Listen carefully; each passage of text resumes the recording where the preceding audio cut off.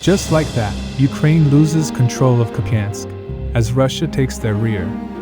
It's day 1323 of Russia's operation in Ukraine. Let's dive deeper. Let's start from the Kupyansk front. After the recent Russian advance, it became evident that Ukraine has lost control of the city. And as a result, we have entered the endgame.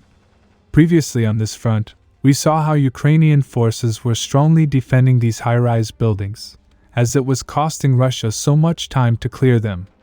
This was because Ukraine had turned each building into a fortress, and to complicate things even further, civilians are still present within the city. This was reported by the Russian Ministry of Defense. So Russia had to do something in order to force Ukrainian forces from these positions. So we saw Russian forces launch an attack southwards, with the objective of collapsing Ukraine's western flank completely, and thus exposing their rear. And in a previous report we saw them capturing this area, as they reached the main supply road. At that time I said, Russian forces had started pushing towards the intersection. Now, to increase the pressure even more, their fellow units launched an attack from the north, and also started advancing towards the intersection. They quickly captured this area and then continued their advance southwards. In the meantime, Russian units from western flank started attacking south, to completely cut Ukraine's rear. According to the latest report from the front, Russian forces managed to capture these important areas on both flanks. As you can see, they have captured an intersection, and are also very close to cutting the last supply road to the city.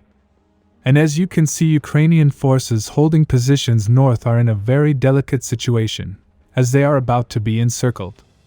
We should expect the Ukrainian command to make the decision to withdraw from the north. So in order to do that, we might see a few counterattacks on both flanks for their safe withdrawal. But one thing is clear, Ukraine has lost control of the city, and fighting has entered the endgame. Now moving to the Pokrovsk front. First of all, we will address the massive news that has come from the front. According to a trusted source, there is rumor going around that Ukraine is pulling out of Pokrovsk. However, keep in mind that at the moment, this should be taken with a grain of salt.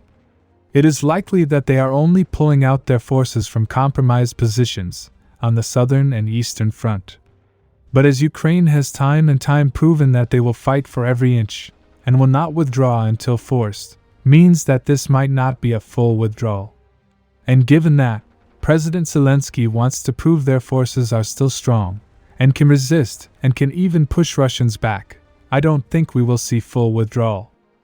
Now at the northeastern flank of Pokrovsk, previously we saw how Russian forces managed to widen their gap, as they counterattacked on both flanks. As a result, Ukrainian forces counterattacking on the western flank were about to be encircled. So Ukrainian forces launched a counterattack on Dorozhny, and pushed the Russians back. But it didn't solve the issue, because in the next update it was confirmed that Russian forces have almost completed the capture of Nikolaevka. In addition, Russian forces a little north pushed Ukrainian forces from Vilna. However, they themselves are also not able to gain a stable foothold. Subscribe for more frontline updates. Let me know your thoughts in the comments down below.